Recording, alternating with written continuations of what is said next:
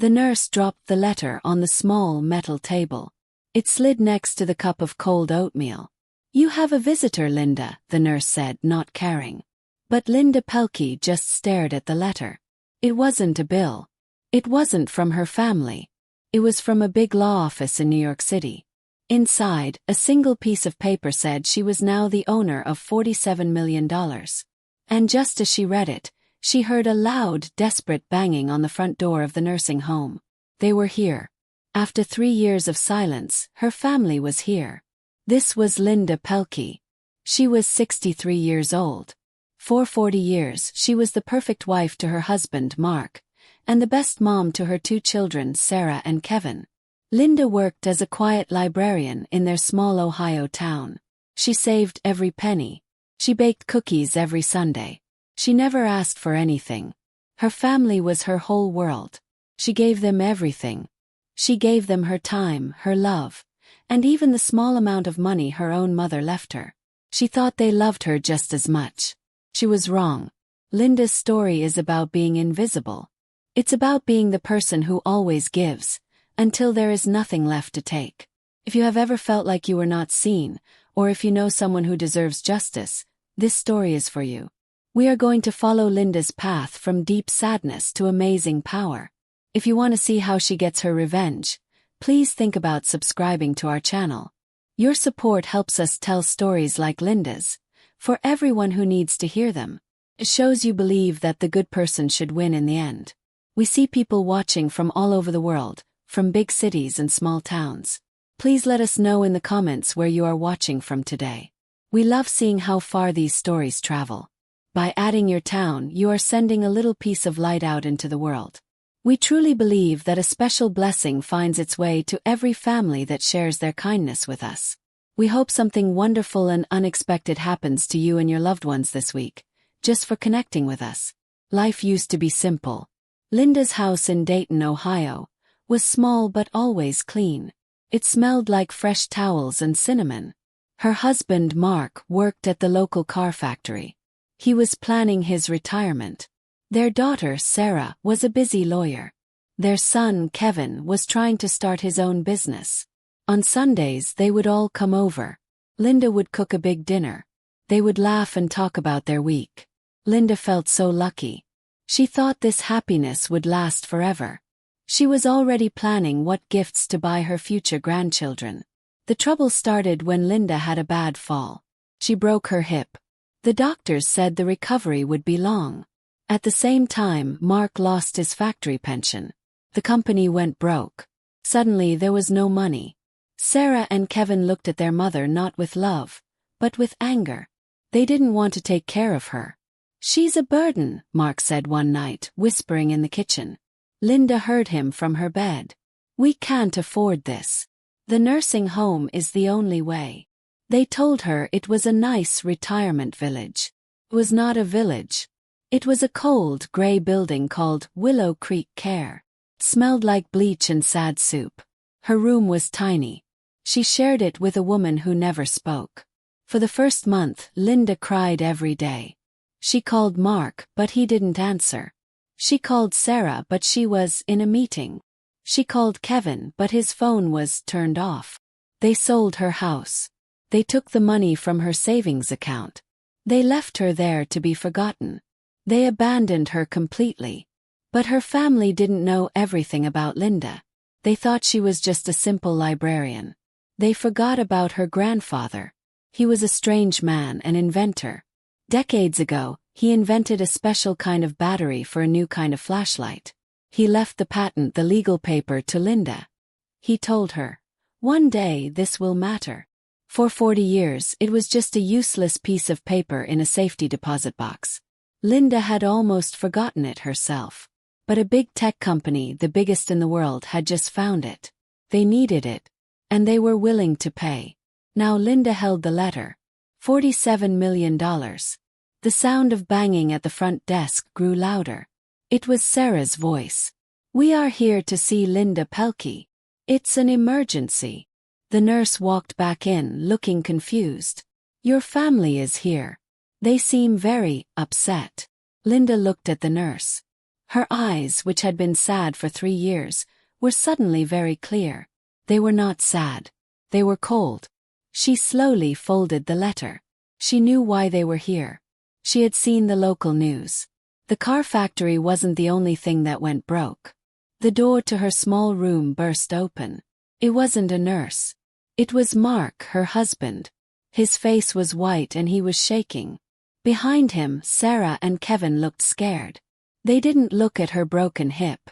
They didn't look at her thin pajamas. They looked at her like she was their only hope. "Linda," Mark begged, breathing hard. "You have to help us. The bank. The bank took everything. They took Sarah's house too. We have nowhere to go." Linda just looked at him. She held the $47 million letter tightly in her hand. She smiled, a slow, cold smile, and said only one word. "No." Mark, Sarah, and Kevin just stared.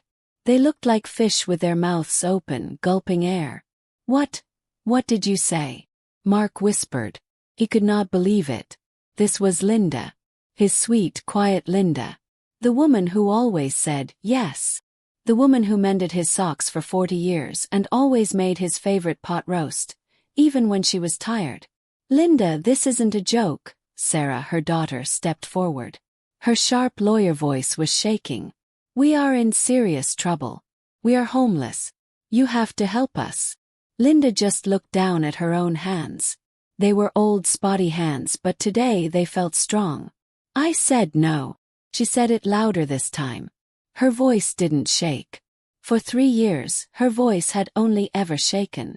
It shook when she had to ask the night nurse for help to get to the bathroom. It shook when she begged for a warmer blanket.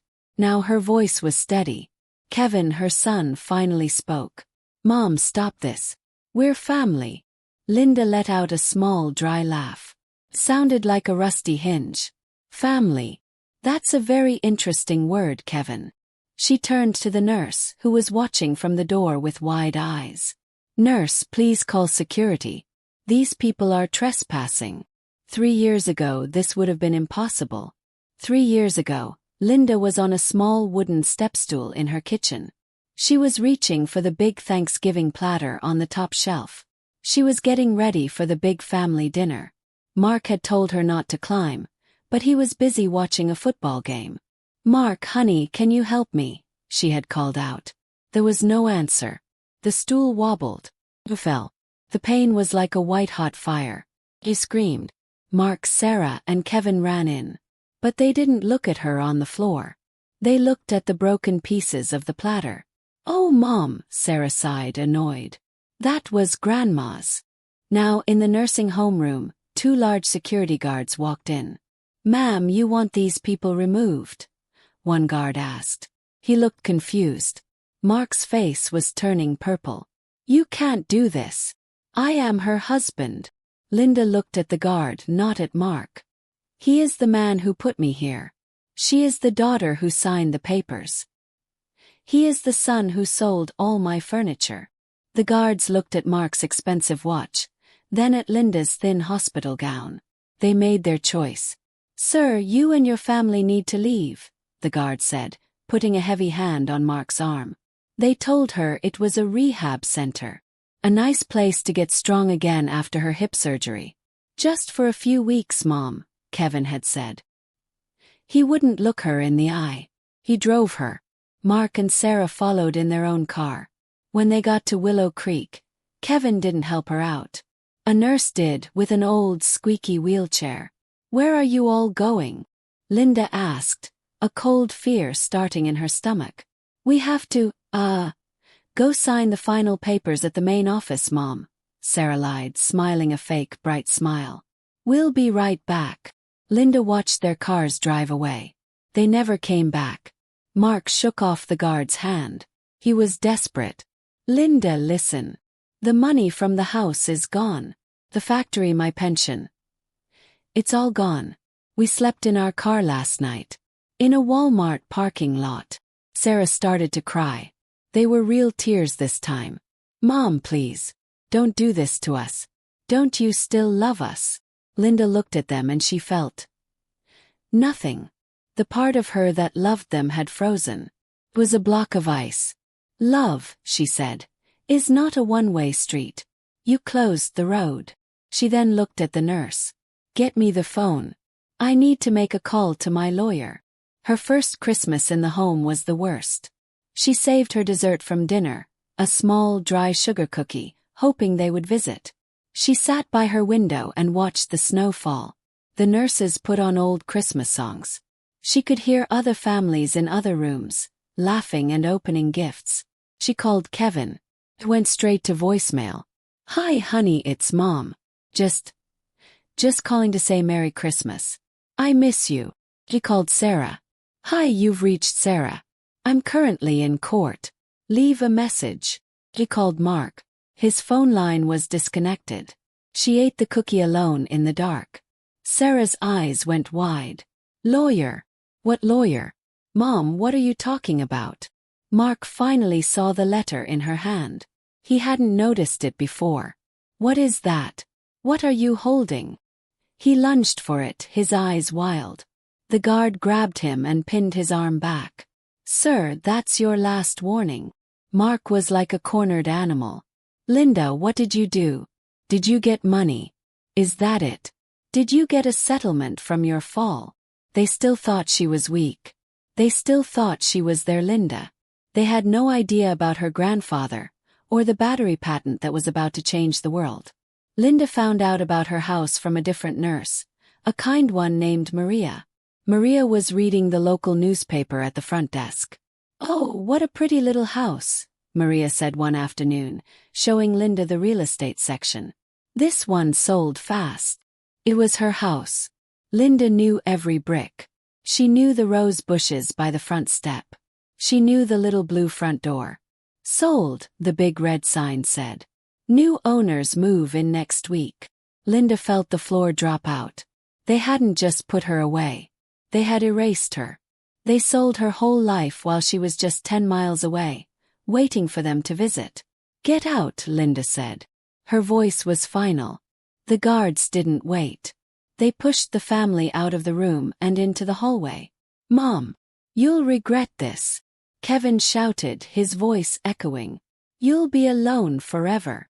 Mark was pleading as the guards pushed him toward the exit. Linda, you can't. I'm still your husband. The law says. The door to her room clicked shut. Linda was alone again. But this time it felt different. Felt quiet. Felt strong. The nurse looked at her, amazed. Mrs. Pelkey. Are you all right? Linda unfolded the $47 million letter. She picked up the phone. Yes, she said. I am fine. Now please get me the manager of this nursing home. I have a few things I'd like to buy. Mr. Henderson, the manager of the nursing home, came to her room fast. He was a small man who always had a fake smile. He usually walked right past Linda as if she were a chair. Now he was wringing his hands and looked scared. The security guards had told him about the yelling. Mrs. Pelkey. Linda. Is there a problem? Your family was causing a lot of trouble. Linda was still holding the phone. She looked at Mr. Henderson. She remembered him. She remembered asking him for a new pillow, and he just patted her head and walked away. Yes, Mr. Henderson, she said. There is a big problem. I am checking out, Linda said. Her voice was strong. Mr. Henderson's smile twitched. Checking out. Mrs. Pelkey, that's not possible. Your file says you need full-time care. Your family. Linda held up her hand. The $47 million letter was in it. My lawyer is on his way. He will pay my final bill. In cash. Right now. The manager's eyes nearly popped out of his head. He saw the official letter from the big New York law firm. He saw the number. He couldn't read the whole thing, but he saw a lot of zeros. Your lawyer, he stammered. Just then, a man in a very expensive dark blue suit walked in. He was tall and looked very serious. Two other people, a man and a woman, followed him, carrying briefcases. I am Mr. Davies, the man said. His voice was deep and filled the tiny room. I am here for my client, Ms. Linda Pelkey. We are leaving. Mr. Henderson looked like he had seen a ghost. Leaving.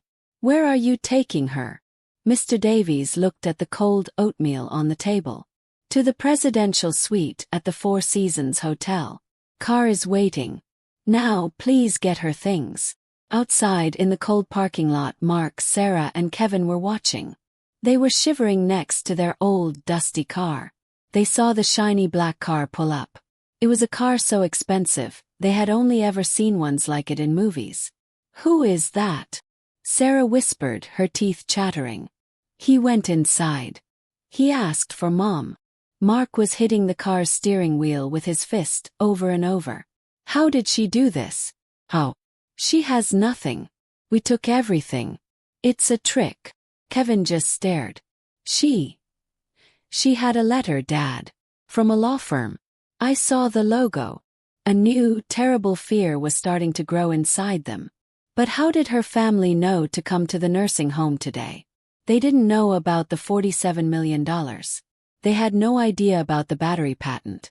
They came because Sarah, the lawyer, got a legal notice that morning. The notice said all their bank accounts were frozen. All of Mark's money, Sarah's money, and Kevin's money. It was all gone. The notice said it was because of an old family debt. Sarah thought, Mom will know what to do. Mom will have a few dollars saved. They didn't come for millions. They came for her last $20. But what was this debt? And who really froze their accounts? Back in the room, Mr. Davies helped Linda into a brand new, expensive wheelchair.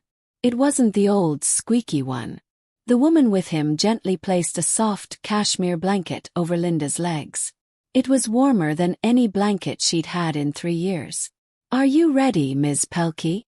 Mr. Davies asked. Linda looked around the gray, tiny room. She looked at the crack in the wall. She looked at the single dying flower in the plastic cup. This room was her prison. Yes, she said. I am ready. The kind nurse, Maria, watched from the hall. She was crying happy tears for her. As they wheeled Linda down the hallway, all the other old people came out of their rooms to watch. The nurses at the front desk, who used to ignore her, all stood up straight. Have a wonderful day, Mrs. Pelkey, they said, their voices fake and sweet. Mr. Henderson was almost running next to them. He was wiping sweat from his face. Please, Mrs. Pelkey, if our service was bad, please tell us. We can fix it. We'll give you a refund. Linda just looked straight ahead. She didn't say a single word. She was leaving. The big glass doors at the front slid open. The cold, fresh air hit Linda's face. Felt wonderful. And there they were. Her family. They were standing right by the black car, looking desperate. When they saw her, they ran forward. Mom! Linda! Wait! Mark shouted. He grabbed the handle of her wheelchair. You can't just leave us. We're your family. Sarah blocked the car door. Mom, please listen.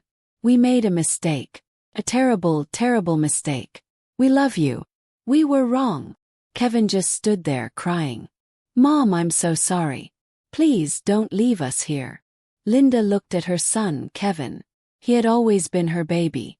His tears used to break her heart. She looked at Sarah, her smart daughter. She looked at Mark, the man she had loved since she was 19. They looked cold and hungry and very scared. They looked just like she had felt for 3 long years.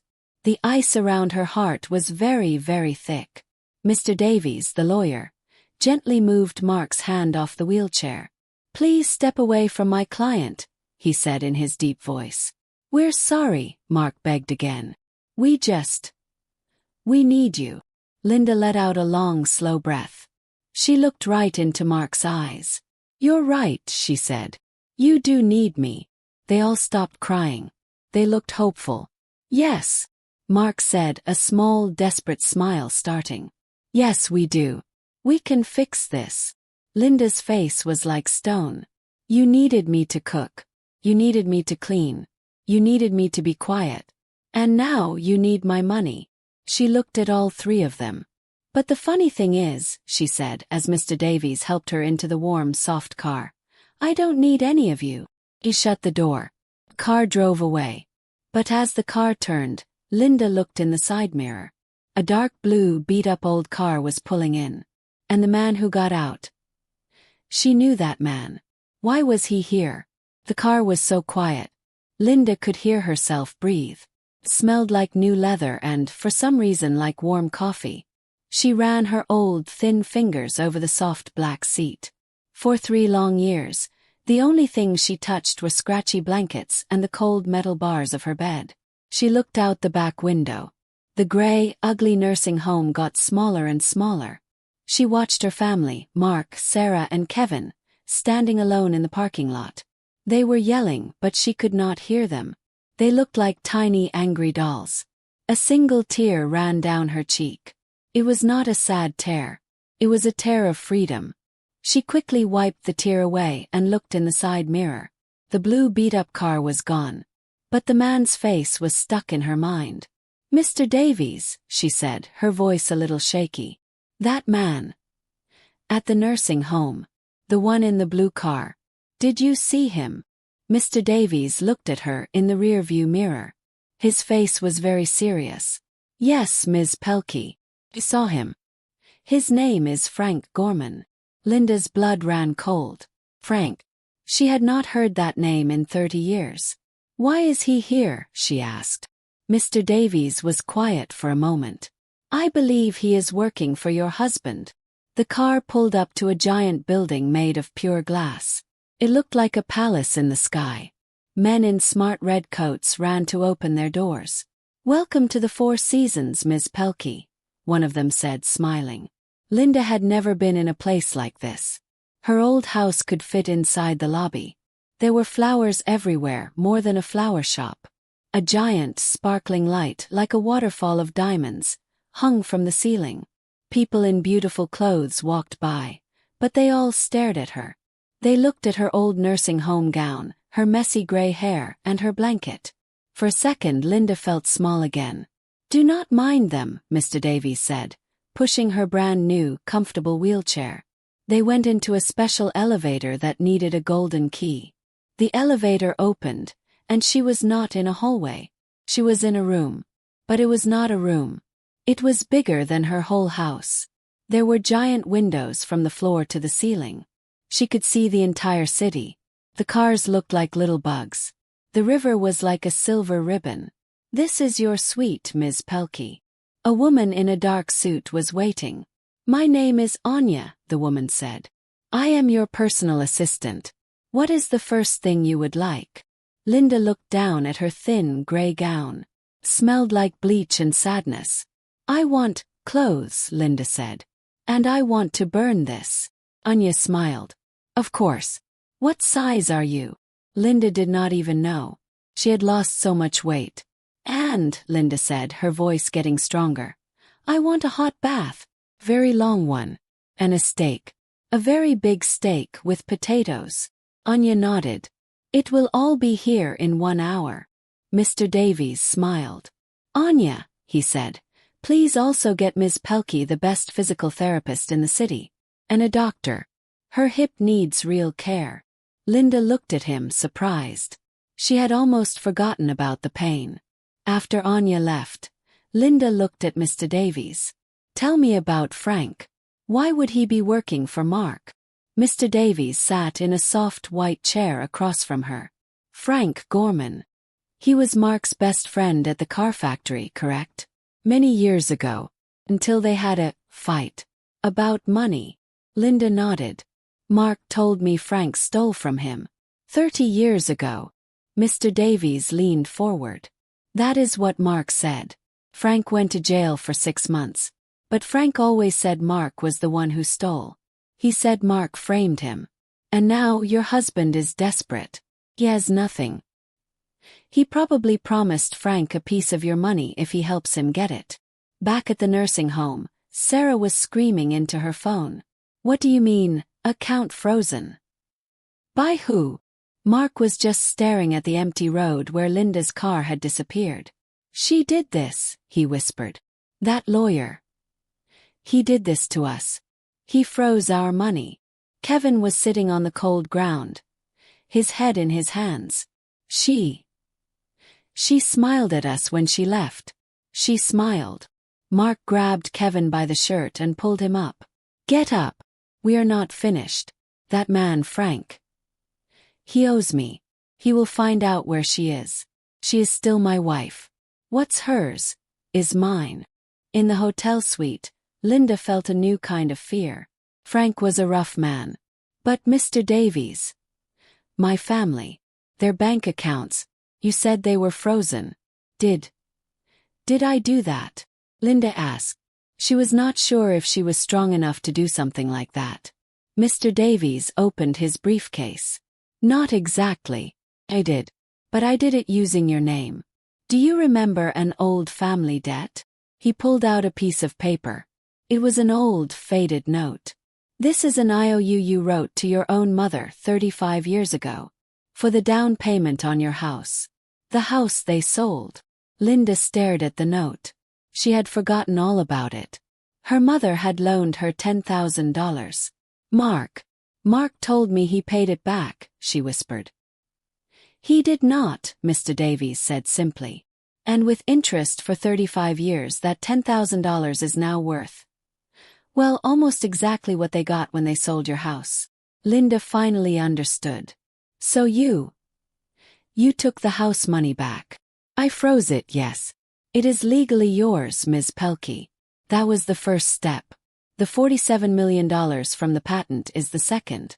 But now, he said, his face very serious, we must prepare for the third step. Mark will fight. And he will fight dirty. Just then a phone started to ring. It was a new cell phone sitting on the table. Anya had brought it. Linda looked at it. Mr. Davies looked at it. The screen was bright. It said, incoming call. Kevin. Her son. Her baby. His name flashed on the screen over and over. He was calling her new private number. How did he get it? Her hand was shaking as she reached for the phone. Was he calling to say sorry? Or was he calling to threaten her? What do I do? She whispered to Mr. Davies. He just watched her. That, he said, is your choice, Ms. Pelkey. She pressed the green button. Hello, she said. But the voice on the other end was not Kevin's. It was a man's voice, rough and low like gravel. Linda. You're a hard woman to find, the voice growled. It was Frank. Linda's heart stopped. That voice was rough like stones in a blender. It was the voice that used to laugh with Mark in their backyard, drinking beer. The voice of Frank Gorman. Mr. Davies saw the blood drain from her face. He quickly put his finger to his lips, then pointed at the phone's speaker button. Linda's hand was shaking so badly, she could barely press it. She looked at her lawyer, terrified. Hello, she said again, her voice a tiny squeak. Who is this? You know exactly who this is, Linda, the voice growled. It's Frank. I'm here with your husband, Mark. Well, he's not doing so good. He's cold. He's scared. He just wants to talk to his wife. Linda could hear Mark coughing in the background. It was a fake weak cough. He says you stole all his money, Linda. That's not very nice. Frank was not asking. He was threatening. He was the bully Mark always used to get things done. But Linda's mind was stuck.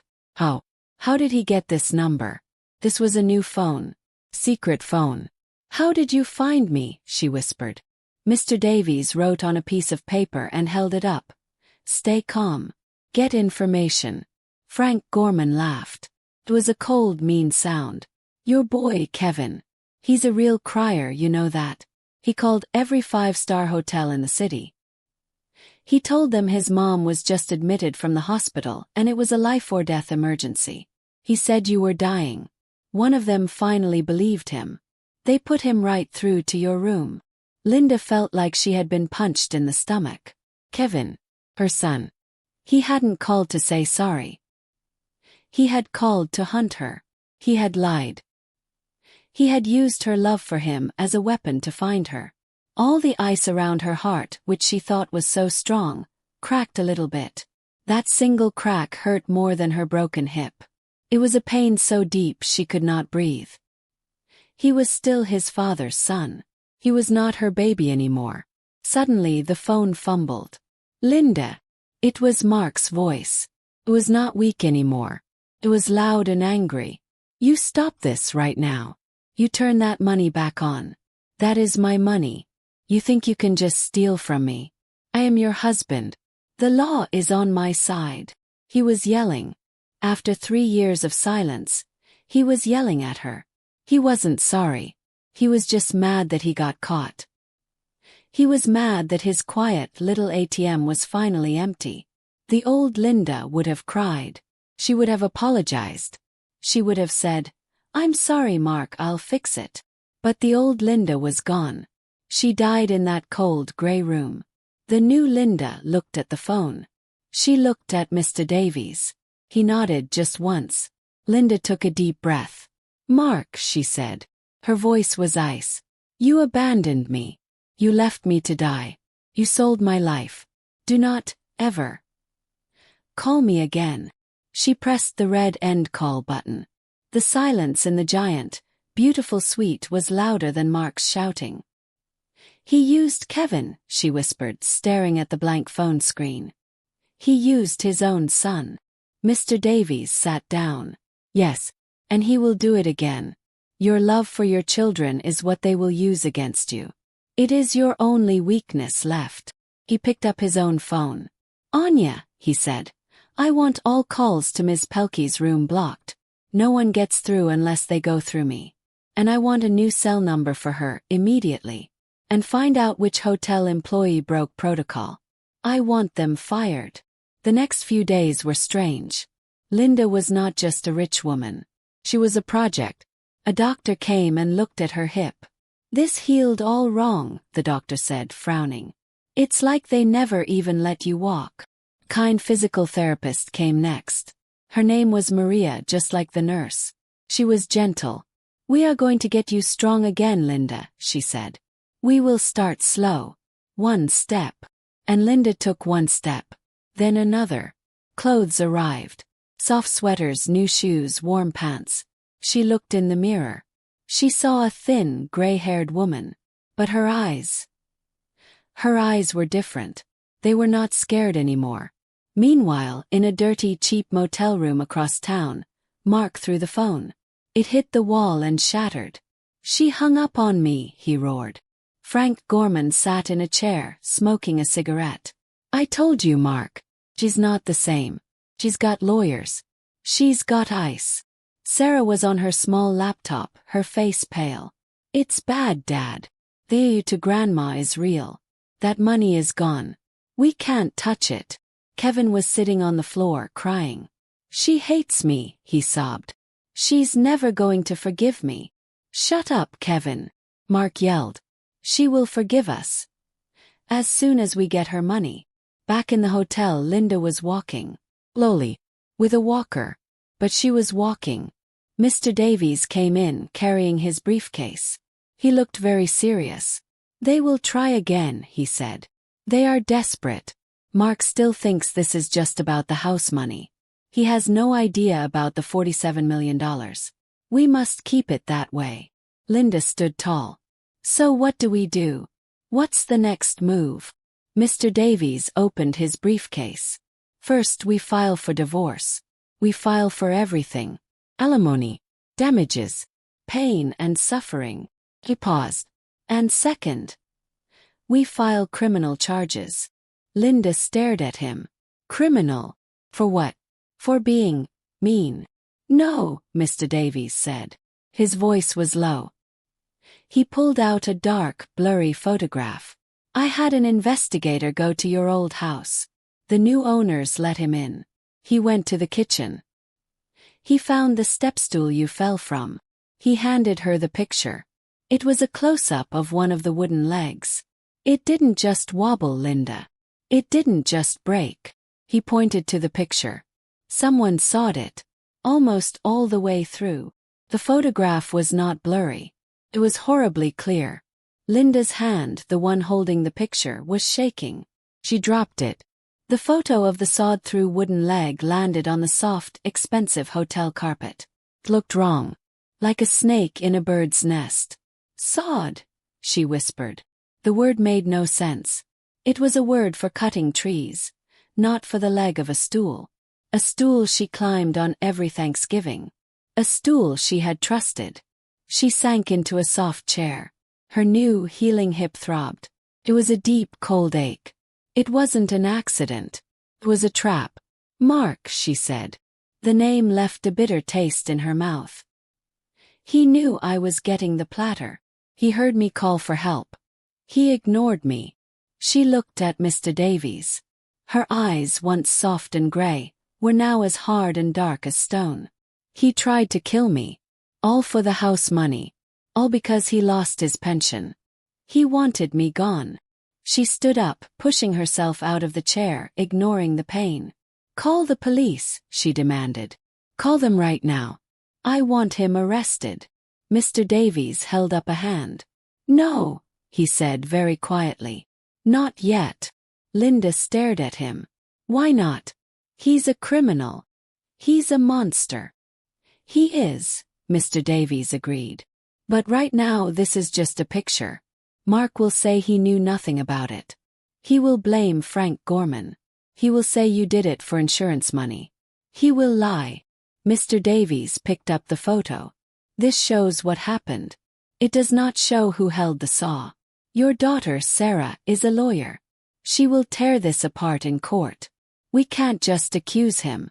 We need more. We need to catch him in a new trap. A trap he builds himself. A trap, Linda repeated.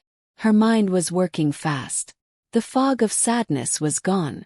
It was replaced by a cold, clear anger. What kind of trap? Mr. Davies' face was serious. Right now they are desperate. They think you have a little money from the house. They have no idea about the $47 million. He paused, letting the words hang in the air. What do you think will happen, Linda, when they find out? What do you think your husband will do? When he learns you are one of the richest women in Ohio. Back at the dirty motel, Mark, Sarah, and Kevin were watching a small, fuzzy TV. They had been eating stale chips for dinner. It's not fair, Sarah muttered, scrolling through her phone. My bank account is empty. My credit cards are all declined. She can't just take our lives. Mark stood up. He was pacing the tiny room. His hands bunched into fists. She's not going to. Called Frank. He's going to find out where she is. He's going to talk to her. Kevin, who had been silent, looked up. His face was pale. Talk to her. Dad, what does that mean? What's Frank going to do to her? Mark's face was dark. Frank is going to do whatever it takes. He's going to make her listen. He's going to make her sign the money back to us. She is still my wife. No, Kevin whispered. No, I won't let you. Mark laughed, a mean, short laugh. You won't let me. You are a weak, crying boy. You are the one who found her for Frank. This is your fault as much as mine. Kevin stood up. He was shaking. I remember something. From the day before she fell. Mark stopped laughing. What are you talking about? I went to the garage, Kevin said, his voice trembling. I was looking for a hammer. The door to your workshop. It was locked. You never lock that door. Mark's face went white. Shut up, Kevin. You don't know what you're talking about. No, Kevin shouted. I heard something. I heard a noise. It was a saw. Small one. Like a handsaw. I thought you were building something. But you weren't, were you, Dad? Sarah looked from Kevin to her father. Her lawyer's mind was putting the pieces together. Dad, she whispered. What did you do? In the hotel suite, Linda was standing by the window. She was looking down at the tiny cars and tiny people. He tried to end my life, she said, her voice quiet. So, I am going to end his.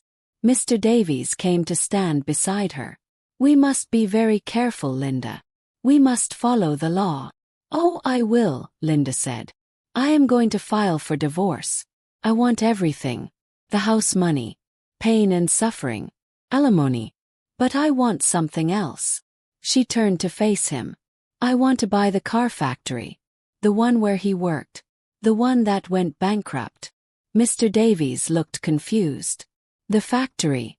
Ms. Pelkey, it's worthless. It's a pile of junk and debt. It will cost millions just to clean up. I know, Linda said.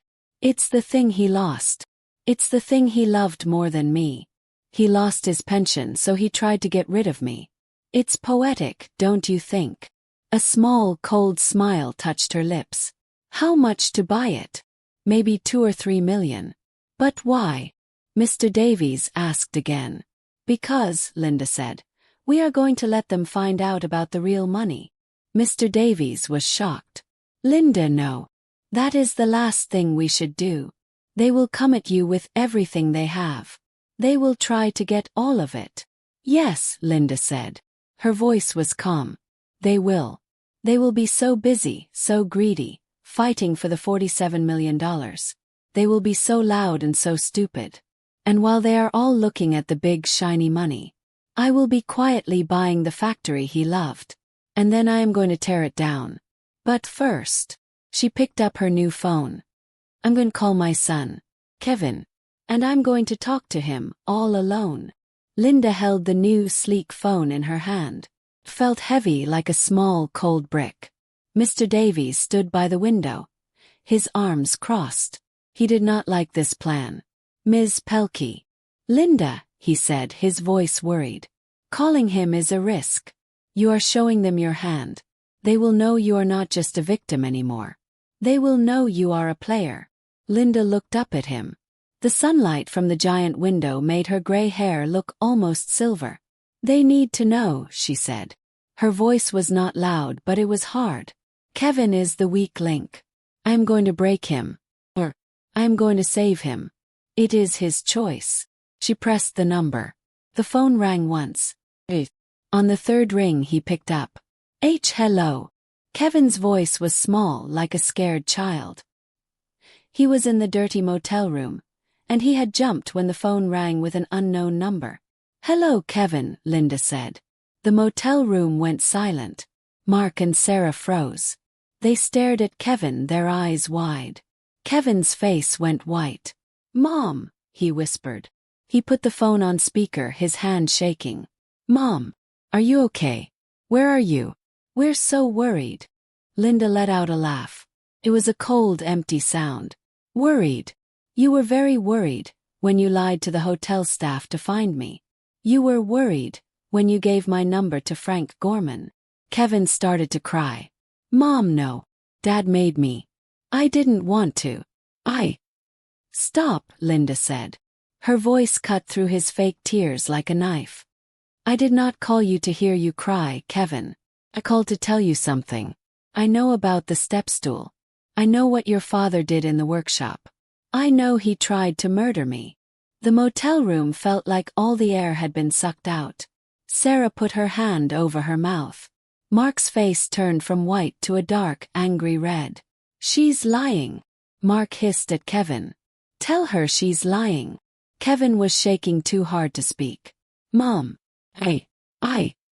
He stammered. Heard him, Mom. I heard the saw.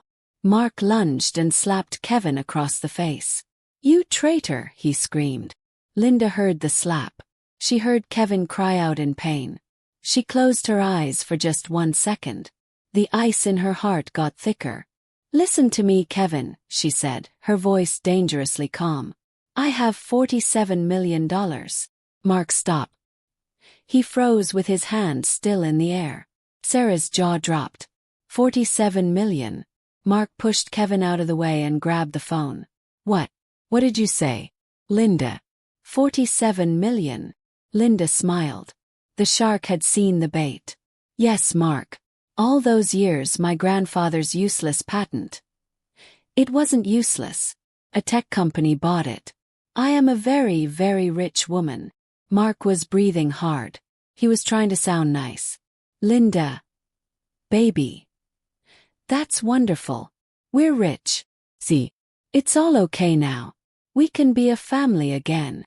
There is no we, Mark, Linda said. There is only me. And I am going to use every single penny of that money to destroy you. I am going to take you to court for the step stool. I am going to take you to court for abandonment. I am going to take you for every lie you ever told. He paused. And you, Sarah, she said, knowing her daughter was listening. Your law career. It's over. I will have you disbarred for helping your father steal from an old, sick woman. I will ruin you. Sarah let out a small, terrified squeak. She knew Linda could do it. Then Linda's voice softened just a little. But not Kevin. Mark's eyes narrowed. What about Kevin? Kevin, Linda said, has a choice. He can go to jail with you and Sarah. Or he can tell me the truth. He can be my witness. He can tell the police everything he knows. About the saw. About the bank accounts. About Frank Gorman. She was offering her son a tiny boat, while his whole family was on a sinking ship. You have 24 hours to leave them and call me, Kevin, Linda said. One day. Or you sink with them. She hung up. The motel room was quiet for a full 10 seconds. Mark was the first to move. He didn't look scared. He looked excited. His eyes were wide and bright like a wolf. 47 million, he whispered. He started to laugh. She has it. She really has it. Sarah was pale. Dad, did you hear her? She's going to destroy us. She knows about the stool. Kevin knows. We have to run. Run. Mark roared. Run. We're not running. We're going to get our money. That's my wife. Her money is my money. How? Sarah screamed. She hates us. She has lawyers. We're not going to ask her for it, Mark said, his eyes wild. He grabbed Frank Gorman, who had been watching from the corner. We're going to take it. We're going to prove she's crazy. She's an old woman. She's confused. She's losing her mind. She's paranoid. She's a danger to herself. A judge will give me control of her money. Her husband. Sarah, the lawyer, was horrified. Dad, that's impossible. It's called a conservatorship. You can't just do that. She has Mr. Davies. You're a lawyer, Mark yelled. You'll make it possible. In the hotel suite, Linda set the phone down. Mr. Davies looked at her, stunned. That was brilliant, Linda. You've set them against each other. Kevin will be terrified. Mark will be blinded by greed. Exactly, Linda said. Mark is a saw. He only knows how to cut. He doesn't know how to build. He will destroy himself.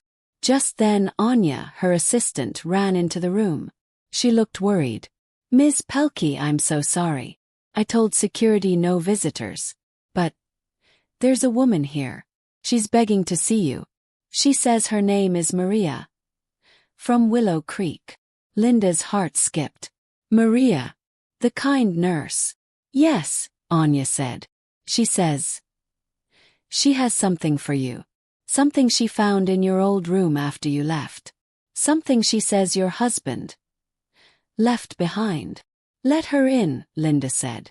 Her voice was steady, but her heart was beating faster than it had in years. Mr. Davies nodded to Anya, who quickly left the giant suite. Linda stared at the door. Maria. The only person in 3 years who had looked at her like she was still a human being. Why would she risk her job to come all this way? What could Mark have possibly left behind? He and the children had been so careful. They took her wedding ring. They took the photos of her parents. They sold her entire life, right down to her socks. What could they have possibly missed? Anya returned, and behind her was Maria, the nurse. She was still in her blue nursing scrubs and looked very scared. Her hands were twisting in front of her. Mrs. Pelkey. I mean Ms. Pelkey, Maria stammered.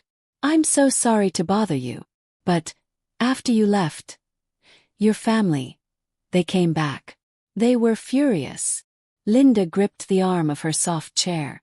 They came back. Yes, Maria said, talking fast. Your husband, he was screaming. He was tearing your old room apart. He kept shouting, "Where is it? It has to be here." He was looking for something. Mr. Davies asked, stepping forward. Maria nodded, her eyes wide with fear.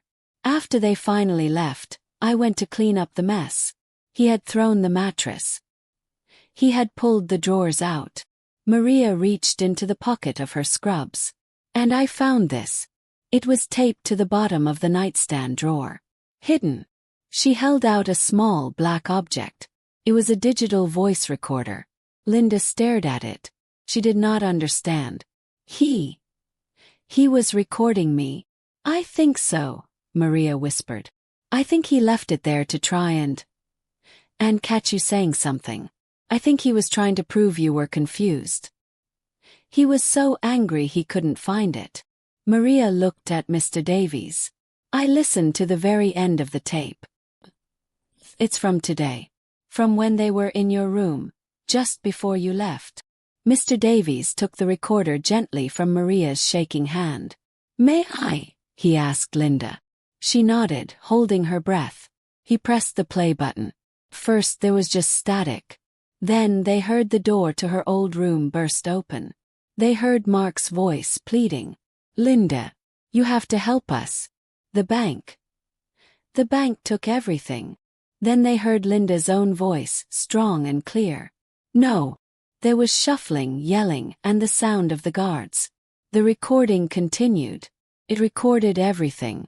And then, after the guards had pushed her family out, it recorded Mark, Sarah, and Kevin talking in the hallway, not knowing the tiny recorder was still on, just inside the room. Sarah's voice was first, high and panicked. Dad, what are we going to do? That lawyer, he froze everything. We're ruined. Then Mark's voice, low and full of poison. Shut up, Sarah. It's fine. The old fool has some money. We'll get it. Kevin's voice was crying. But she looked so angry. And you know, what you did. There was a long cold pause. And then Mark's voice, clear as a bell. Didn't work. The sawed stool should have finished her. Should have been an accident. This is just Messier. Now we have to prove she's crazy.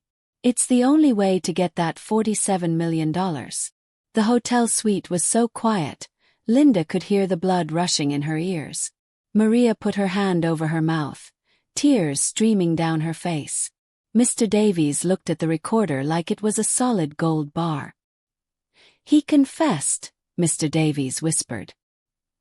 He confessed to attempted murder. And he confessed his plan to get the $47 million. Linda's face was white. He had planted a recorder to prove she was crazy. But instead, he had recorded himself, trapping himself in his own web of evil. He was right. He wasn't building anything. He was just a saw. Thank you, Maria, Linda said. Her voice was shaking, but not from fear. It was from rage. Pure cold rage. You have given me the weapon. You have given me the one thing I needed. Ms. Pelkey, Mr. Davies said, his mind racing. This changes everything. We have to call the police. Right now. This is a criminal case. Yes, Linda said. We will. But not yet. First we let them build their trap. They want to say I'm crazy. But let them. Back at the motel, Mark, Sarah, and Frank Gorman were huddled around a table. Sarah was on her laptop. I found a judge, she said, her voice low.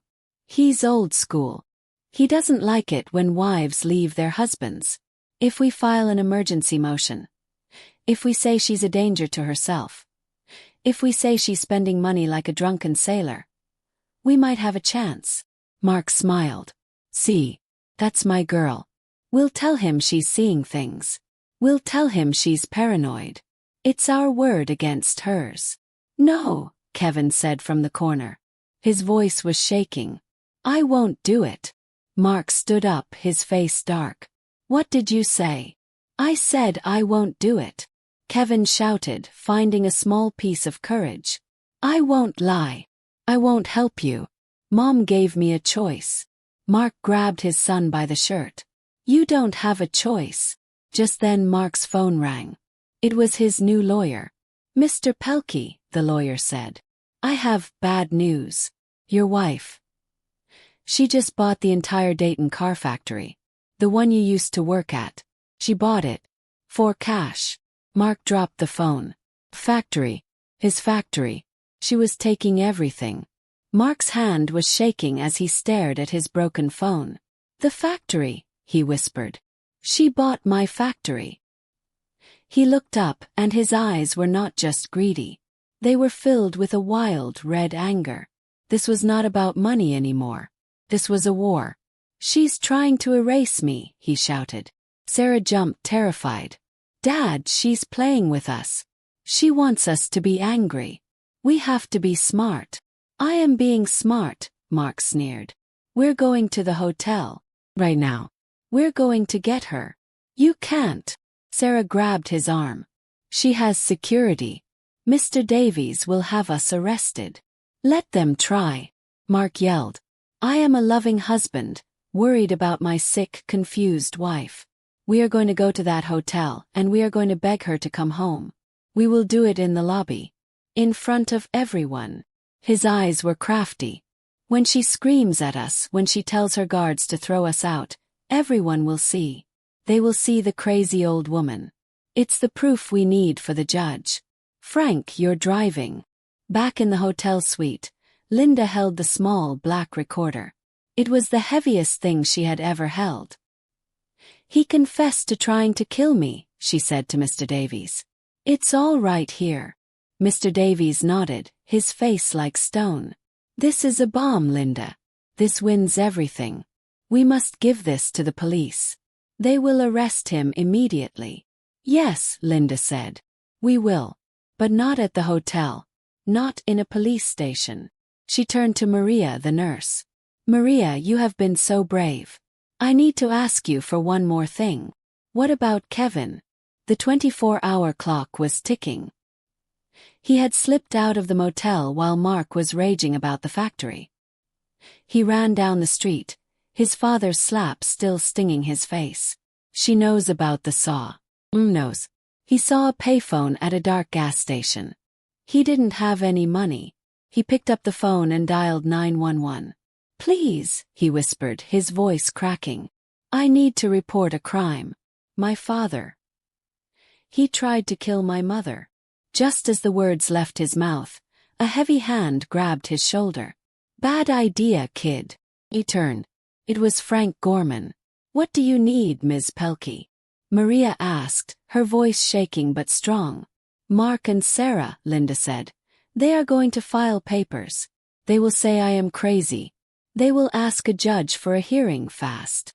Mr. Davies nodded. An emergency conservatorship. They will try for tomorrow morning. Good, Linda said, a cold plan forming in her mind. We will go to the hearing. And Maria, I want you to be there. I want you to hold this recorder. I want you to give it to the judge. But no one can know you have it. You must hide it. Maria clutched the recorder and nodded. Yes, I will. Frank Gorman dragged a crying Kevin back to the motel room and threw him on the floor. He was calling the cops, boss, Frank growled. Mark stared at his son. His face filled with disgust. You weak, stupid boy. Kevin sobbed. I won't lie for you. I won't. Mom gave me a choice. Mark knelt and grabbed Kevin's face, his fingers digging in. You don't have a choice, he hissed. You will go to that courtroom. You will cry. You will tell the judge your mother is confused and that you are scared of her. Or so help me, I will tell the police you were the one who helped me in the workshop. I'll say it was your idea. Kevin's heart broke. His own father was going to send him to jail to save himself. The next morning, the courtroom was small and smelled like old coffee. Mark, Sarah, and Kevin sat on one side. Mark wore his old Sunday suit, trying to look like a sad, worried husband. Sarah had a stack of files, trying to look like a real lawyer. Kevin just stared at his feet, his face pale and sick. Frank sat in the back row, watching the door like a guard dog. They were all waiting for the crazy old woman to be wheeled in. They were ready to pounce. Then the big courtroom doors opened. Blick, black, blick, black. It was not a nurse. It was not a wheelchair. Linda Pelkey walked in. She was not wearing a gray hospital gown. She was wearing a dark, expensive pantsuit. Her silver hair was perfectly done. Her face was strong. She used a single, elegant wooden cane to walk. She looked like a queen. Mark's mouth fell open. Sarah's papers slipped from her hand. This was not the weak, broken woman they had left to die. This was a stranger. Linda walked slowly, her head high. She did not look at them. She did not look at Mark. She did not look at Sarah. She did not even look at Kevin. She walked right past their bench and sat at the table with Mr. Davies. She set her cane down. "Linda," Mark hissed across the aisle. "What is this game? Stop this and come home." The judge, a woman with sharp eyes, banged her wooden gavel. "Silence. This court is here to hear the emergency motion from Mr. Mark Pelkey. He claims his wife, Linda Pelkey, is mentally unfit and a danger to herself and her new fortune." The judge looked at Linda. Her face was not unkind. "Mrs. Pelkey, your husband says you are confused. He says you are paranoid. He says you need him to take care of you." Linda looked at the judge. Then she turned and looked for the first time right at Mark. A small, cold smile touched her lips. "He is wrong, Your Honor. I am not confused. And I am not alone." She nodded to the back of the courtroom. The doors opened again. 2 police officers walked in. "But he," Linda said, pointing her steady, shaking finger right at her husband, "is a criminal. And I have the proof." The courtroom was so quiet you could hear a pin drop. Mark's face was a twisted map of confusion and rage. Sarah looked like she was going to be sick. The judge stared at the 2 police officers. "Proof? What proof, Ms. Pelkey?" Linda didn't say a word. She just nodded to Mr. Davies. He stood up. "Your Honor, the defense calls Maria Sanchez to the stand." Maria, the nurse, walked slowly from the back of the room. She was holding her purse with both hands. Sarah, the lawyer, jumped up. "Objection. Irrelevant. She's just a nurse. This is a family matter." The judge banged her gavel. "Sit down, Ms. Pelkey. I will hear from the witness." Maria sat down. Her hands were shaking. But when she spoke, her voice was clear. "I was a nurse at Willow Creek," she said. "I found this after Mr. Pelkey and his family were in Ms. Pelkey's room. He was angry. He was tearing the room apart." She pulled the small black voice recorder from her purse. "He hid this under her drawer. He was recording her. But he forgot it." Mr. Davies took the recorder. "Your Honor, this is a recording of Mark Pelkey, Sarah Pelkey, and Kevin Pelkey in the hallway of the nursing home. They did not know they were being recorded." He pressed the play button. The small speaker filled the room with their voices. First, Sarah's panicked. "Dad, what are we going to do? We're ruined." And then Mark's voice, low and full of poison. "It didn't work. The sawed stool should have finished her. It should have been an accident. This is just Messier. Now we have to prove she's crazy. It's the only way to get that $47 million. Sarah made a high choking sound. The judge's face went white. Mark looked at the recorder. His eyes wide with pure terror. He had trapped himself. "Lies!" Mark roared. He jumped up, knocking his chair over. "It's a fake. She faked it. That's not me." He pointed a shaking finger at Linda. "That witch. She did this." The 2 police officers moved fast. They each grabbed one of Mark's arms. He was a trapped animal, fighting and spitting. "Get off me. I'm the husband. Have rights. She's crazy. Tell them, Sarah. Tell them." But Sarah wasn't telling anyone anything. She had her head in her hands, her whole body shaking. As a lawyer, she knew. It was over. Her life was over. "We have more, Your Honor," one of the police officers said. His voice was deep and calm. "We aren't just here because of Ms. Pelkey.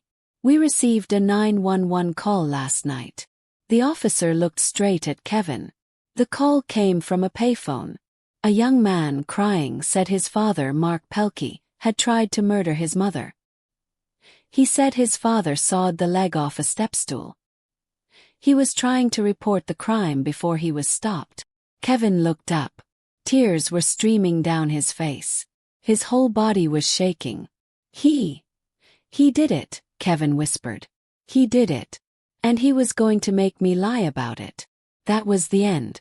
The judge banged her gavel. Mark Pelkey, you are under arrest for attempted murder. Sarah Pelkey, you are under arrest for accessory to a crime and for lying to this court. Take them away. Mark and Sarah were pulled from the courtroom. They didn't look like a rich family. They looked like what they were. Small, cold, and evil. As they passed Linda, Mark tried to lunge at her. You will be alone forever, he screamed, his face purple. Linda just looked at him, her face calm. I was already alone, Mark. You just made it quiet. Kevin was the only one left. He sat on the bench, all by himself, sobbing. He had lost his father, his sister, and his mother, all in one day. He looked up at Linda. His face was broken. Mom, he whispered. I tried. I called. Linda looked at her son. Her baby. He was weak. He had lied. He had helped them. But in the end, he had made one small right choice. She looked at him for a long, long time. Then she turned and, using her cane, she walked out of the courtroom. She left him there to find his own future. Some things are too broken to fix. Linda's story is a story about being invisible, and then finding the power to be seen.